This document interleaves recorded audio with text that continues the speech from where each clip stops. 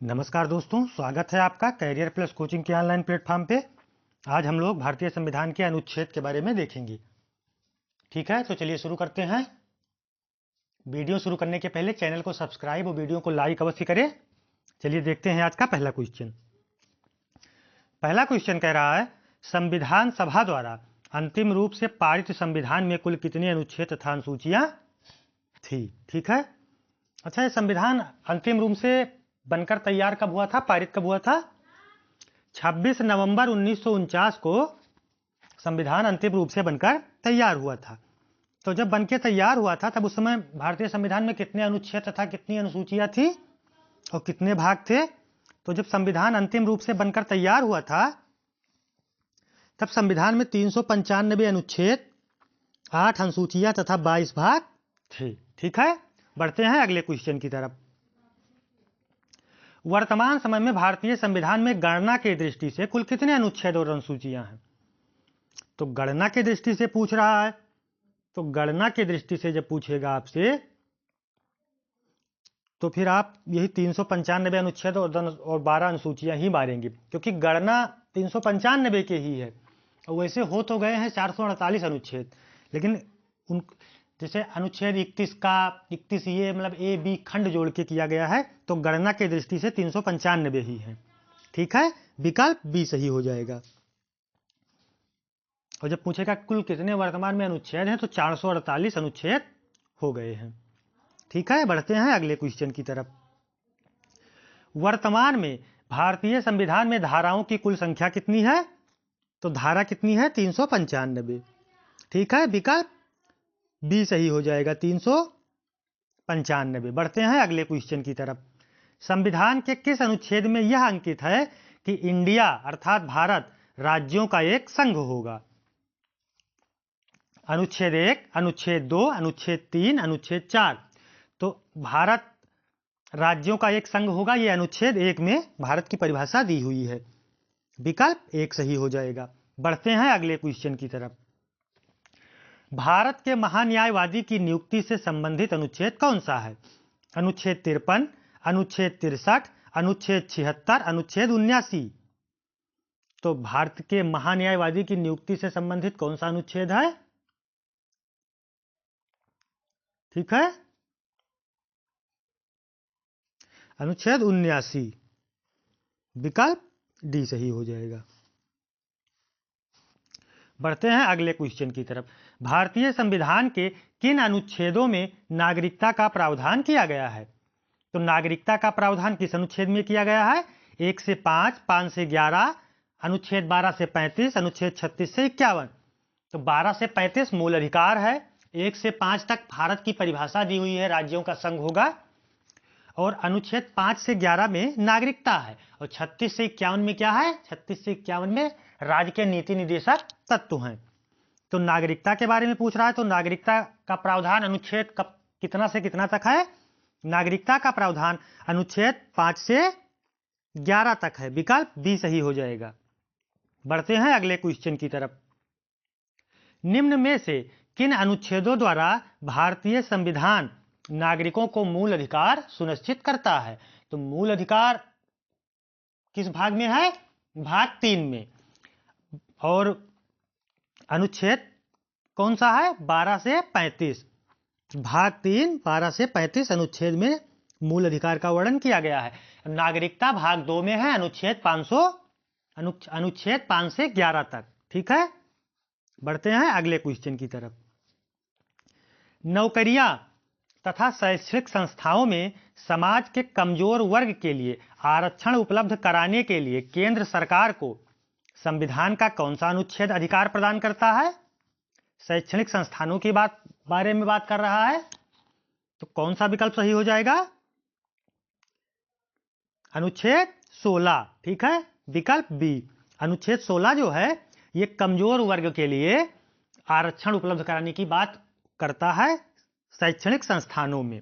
ठीक है, जब आप देखते हैं कि ये इतनी सीटें एससी की रिजर्व हैं, इतनी एसटी की रिजर्व हैं, इतनी ओबीसी की रिजर्व हैं, इतनी बीसी की रिजर्व हैं, ये हमें कौन सा आर्टिकल अधिकार देता है? अनुच्छेद 16। विकल्प बी सही हो जाएगा। बढ़ते हैं अगले क्वेश्चन की तरफ। भारत के संविधान का निम्न में से कौन सा अनुच्छेद अस्पृश्यता का उन्मूलन करता है तथा किसी भी रूप में इसके आचरण का निषेध करता है? छुआछूत का अंत कौन सा आर्टिकल करता है? आर्टिकल 17, अनुच्छेद 17 ये छुआछूत का उन्मूलन करता है। ठीक है, विकल्प सी सही हो जाएगा। बढ़ते हैं अगले क्वेश्चन की तरफ। भारतीय संविधान के किस अनुच्छेद के अंतर्गत भाषण एवं अभिव्यक्ति की स्वतंत्रता का अधिकार प्राप्त हुआ है? ठीक है, तो भाषण एवं अभिव्यक्ति की स्वतंत्रता अनुच्छेद 19 के तहत मिली है। ठीक है, कौन सा विकल्प सही हो जाएगा? अनुच्छेद 19। ठीक है, अच्छा, प्रेस की स्वतंत्रता जो है वो भाषण एवं अभिव्यक्ति की स्वतंत्रता में ही आती है, इसीलिए 19(1) में प्रेस की स्वतंत्रता को रखा गया है। ठीक है, बढ़ते हैं अगले क्वेश्चन की तरफ। भारतीय संविधान के किस अनुच्छेद में प्रेस की स्वतंत्रता दी गई है? तो अभी देखा आप लोगों ने कि भाषण एवं अभिव्यक्ति की स्वतंत्रता अनुच्छेद 19 में है, तो अनुच्छेद 19(1) के तहत प्रेस की स्वतंत्रता प्रदान की गई है। विकल्प डी सही हो जाएगा। बढ़ते हैं अगले क्वेश्चन की तरफ।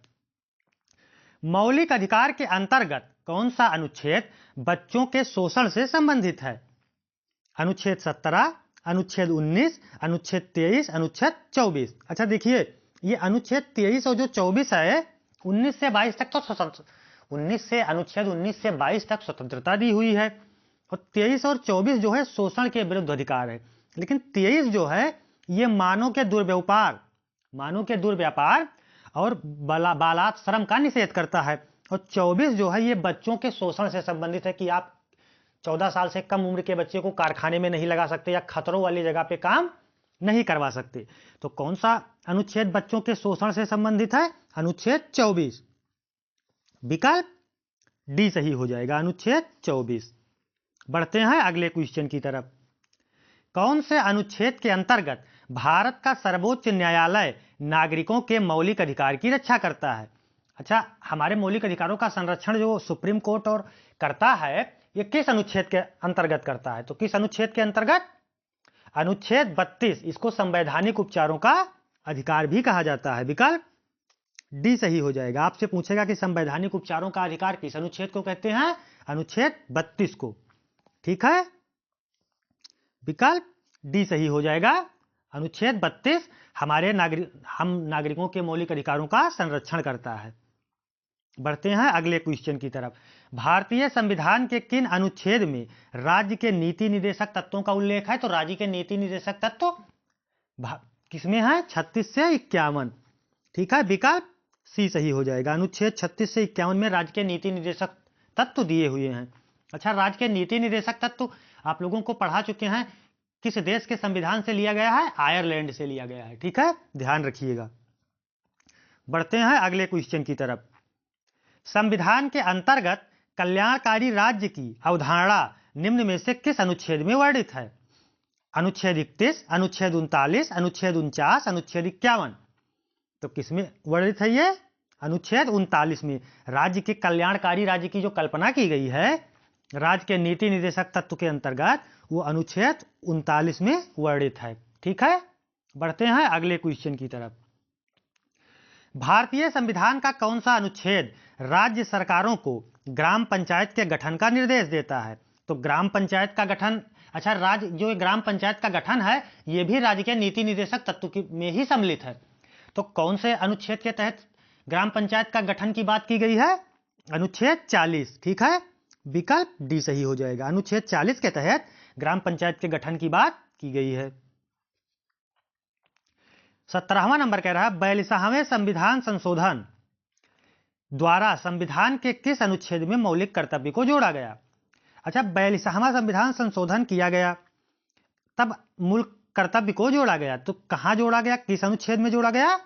इसको 51 का में जोड़ा गया। ठीक है, विकल्प कौन सा सही हो जाएगा? 1, क्योंकि 36 से 51 राज्य के नीति निर्देशक तत्व हैं, तो 51 के बाद 51 का जोड़ा गया, उसमें मौलिक कर्तव्यों को रखा गया। कितने मौलिक कर्तव्य हैं? 11 मौलिक कर्तव्य हैं। ठीक है, मौलिक कर्तव्य लिया कहा गया से है? रूस से लिया गया है। बढ़ते हैं अगले क्वेश्चन की तरफ।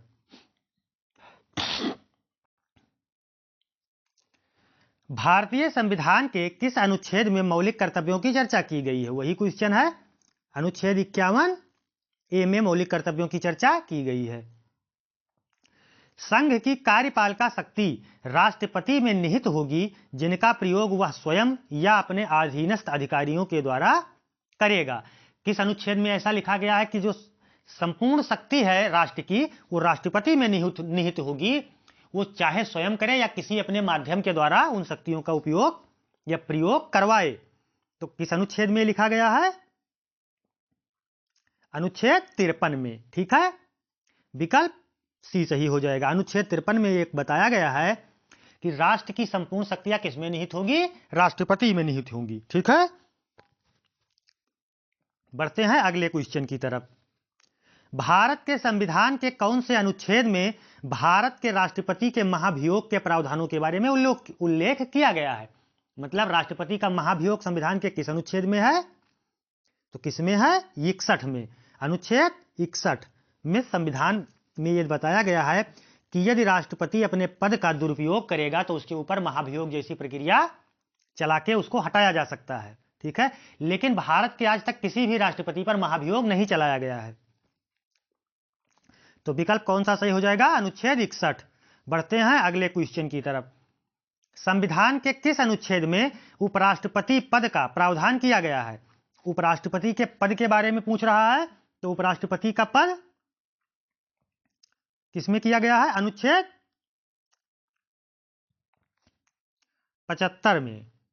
ठीक, उपराष्ट्रपति के पद का प्रावधान अनुच्छेद किसमें किया गया है? 63 में किया गया है। ठीक है, उपराष्ट्रपति का पद अनुच्छेद 63 में दिया है। विकल्प सी सही हो जाएगा।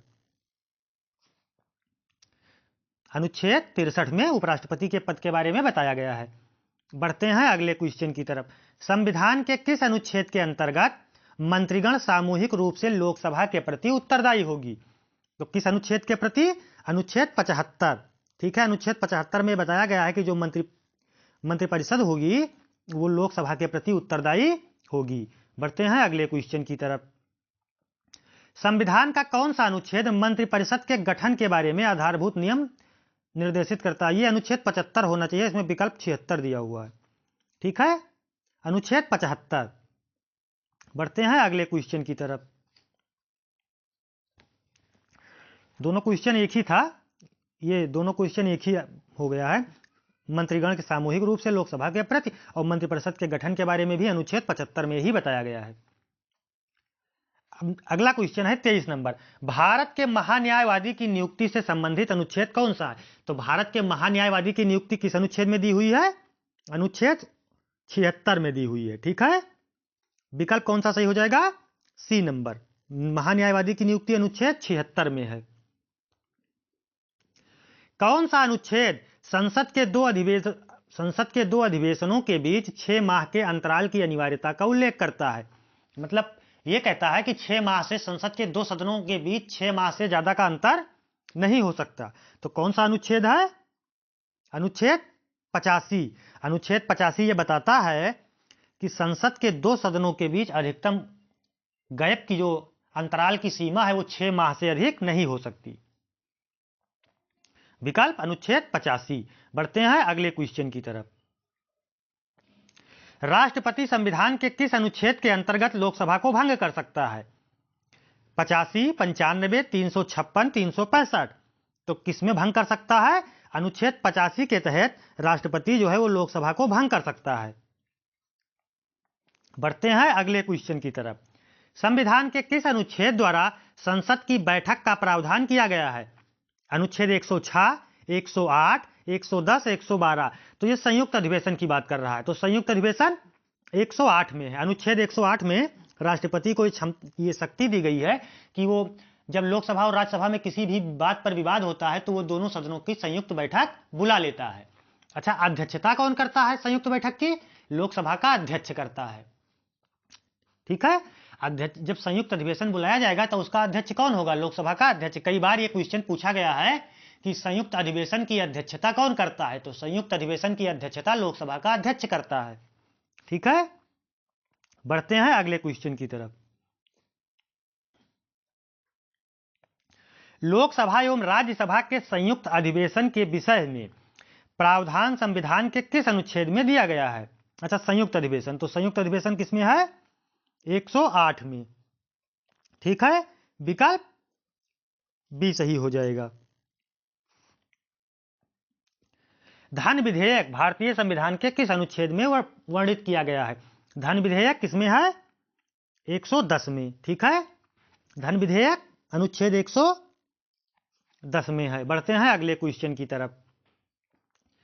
भारतीय संविधान का कौन सा अनुच्छेद भारत के वंचित कोष से संबंधित है? तो भारत के वंचित कोष के बारे में करा तो 112 भी है, 146 भी है, 148 भी है, इसलिए विकल्प कौन सा सही हो जाएगा? संचित कोष के बारे में, वंचित कोष के बारे में बात कर रहा है। उपयुक्त सभी। ठीक है, विकल्प डी। बढ़ते हैं अगले क्वेश्चन की तरफ। भारतीय संविधान का निम्न में से कौन सा अनुच्छेद भारत के राष्ट्रपति में अध्यादेश जारी करने की शक्ति प्रदान करता है? राष्ट्रपति को अध्यादेश जारी करने की शक्ति भारतीय संविधान का कौन सा अनुच्छेद प्रदान करता है? 123। राष्ट्रपति 123 के तहत अध्यादेश जारी कर सकता है। ठीक है, विकल्प सी सही हो जाएगा। बढ़ते हैं अगले क्वेश्चन की तरफ। निम्नलिखित में से किस अनुच्छेद में सर्वोच्च न्यायालय के न्यायाधीशों पर महाभियोग चलाए जाने की प्रक्रिया का प्रावधान है? तो किसमें है? 124 में। 124 के तहत मतलब सर्वोच्च न्यायालय के न्यायाधीश के ऊपर महाभियोग जैसी प्रक्रिया चलाई जाती है। बढ़ते हैं अगले क्वेश्चन की तरफ। राष्ट्रपति सर्वोच्च न्यायालय से संविधान के किस अनुच्छेद के अंतर्गत परामर्श ले सकता है? तो किस अनुच्छेद के तहत? 143 के तहत। जब राष्ट्रपति चाहे, यदि राष्ट्रपति को लगे कि कोई विधि संबंधी तथ्य के बारे में या व्यापक तथ्य के बारे में उसे सर्वोच्च न्यायालय से सलाह लेनी है, तो 143 के तहत सर्वोच्च न्यायालय के मुख्य न्यायाधीश को बुला के सलाह ले सकता है। लेकिन सर्वोच्च न्यायालय का न्यायाधीश कभी मना नहीं कर सकता, वो बाध्यकारी है सलाह देने के लिए। जब राष्ट्रपति चाहेगा तब उससे सलाह ले सकता है। लेकिन जो सलाह सर्वोच्च न्यायालय के न्यायाधीश के द्वारा दी गई है, राष्ट्रपति पर वो बाध्यकारी नहीं है कि वो लागू ही करे। उसकी मर्जी होगी तो लागू करेगा, मर्जी नहीं होगी तो नहीं लागू करेगा। लेकिन सर्वोच्च न्यायालय का न्यायाधीश बाध्यकारी है राष्ट्रपति को सलाह देने के लिए, अनुच्छेद 143 के तहत।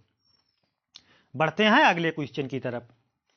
सर्वोच्च न्यायालय अपने द्वारा सुनाए गए किसी निर्णय या आदेश का पुनरावलोकन कर सकता है। यह व्यवस्था संविधान के किस अनुच्छेद में उपबंधित है? अनुच्छेद 138, अनुच्छेद 139, अनुच्छेद 137, अनुच्छेद 143। तो ये किसमें वर्णित है? अनुच्छेद 137 में।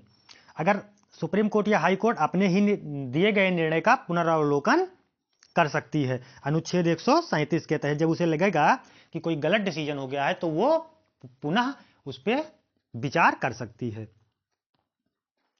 बढ़ते हैं अगले क्वेश्चन की तरफ। संविधान के किस अनुच्छेद में यह व्यवस्था की गई है कि उच्चतम न्यायालय द्वारा विनिश्चित विधि भारत के राज्य क्षेत्र के भीतर सभी न्यायालयों पर आबद्धकारी होगी? मतलब यह कह रहा है कि यदि कोई निर्णय उच्चतम न्यायालय द्वारा दिया गया तो वो पूरे भारत पे प्रभावकारी होगी।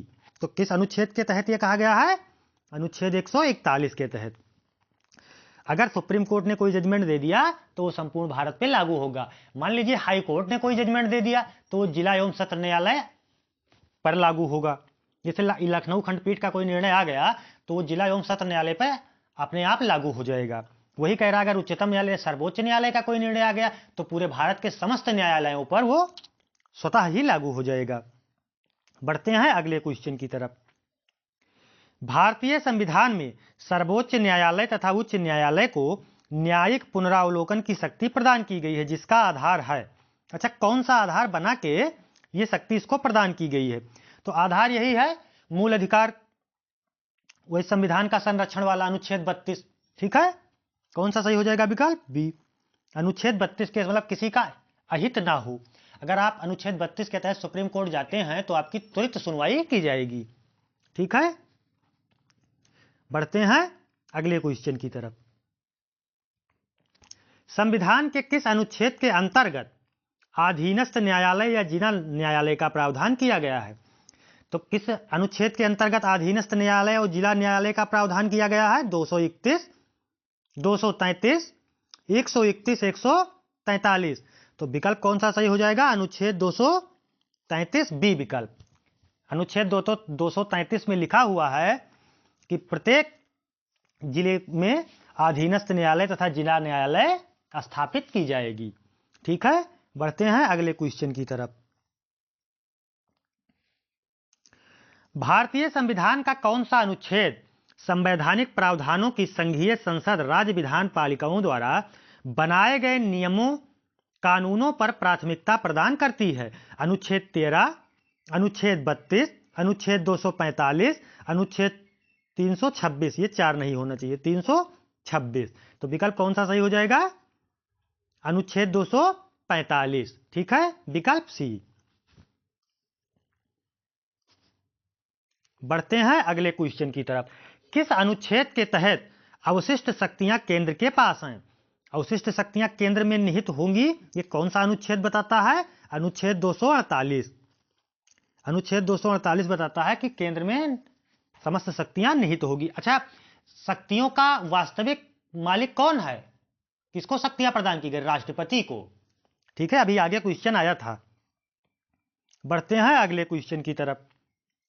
राज्य द्वारा प्रार्थना करने पर भारत की संसद उन राज्यों के लिए किस अनुच्छेद के अंतर्गत कानून बना सकती है? अनुच्छेद 251, अनुच्छेद 252, अनुच्छेद 253, अनुच्छेद 254।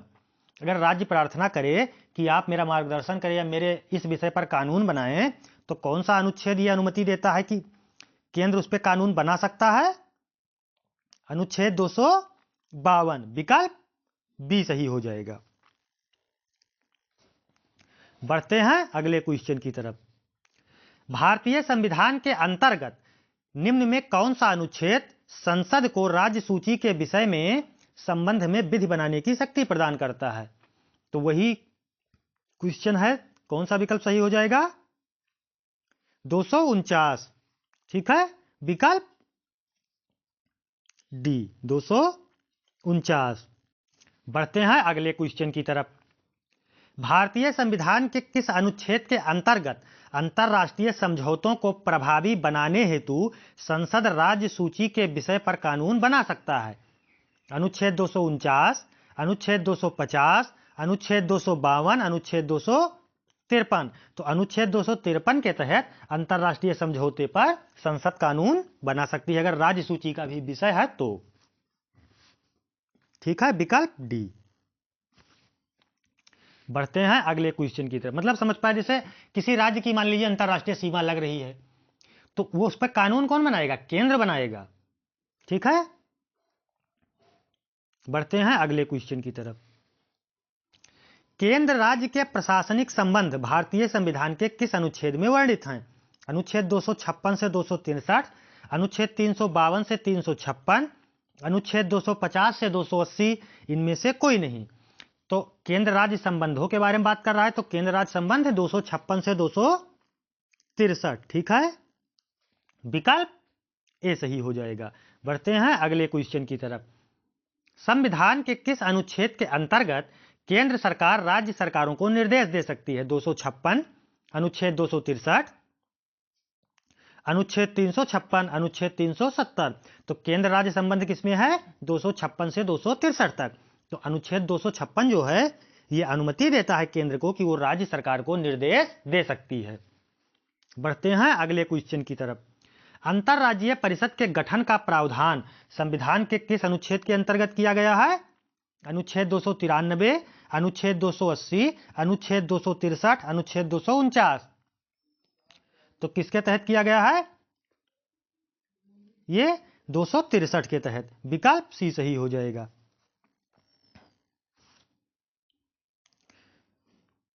बढ़ते हैं अगले क्वेश्चन की तरफ। भारतीय संविधान के किस अनुच्छेद के अंतर्गत वित्त आयोग के गठन का प्रावधान है? तो वित्त आयोग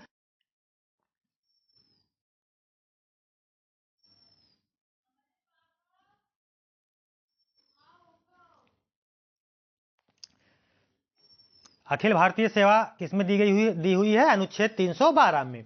ठीक है, अब एक पार्ट इस पे और आएगा। वैसे तो बहुत 448 अनुच्छेद है, तो इतना क्वेश्चन कोई नहीं रट सकता। जो इंपॉर्टेंट लगा उसको लिया गया है। आप लोग कमेंट बॉक्स में जरूर बताइएगा कि क्लास कैसी लग रही है। ठीक है, टॉपिक वाइज क्लास करवा रहा हूं, और चैनल को सब्सक्राइब और वीडियो को लाइक अवश्य करें, जिससे ज़्यादा से ज़्यादा लोगों तक यह कंटेंट पहुंच सके। धन्यवाद, मिलते हैं नेक्स्ट सेशन में।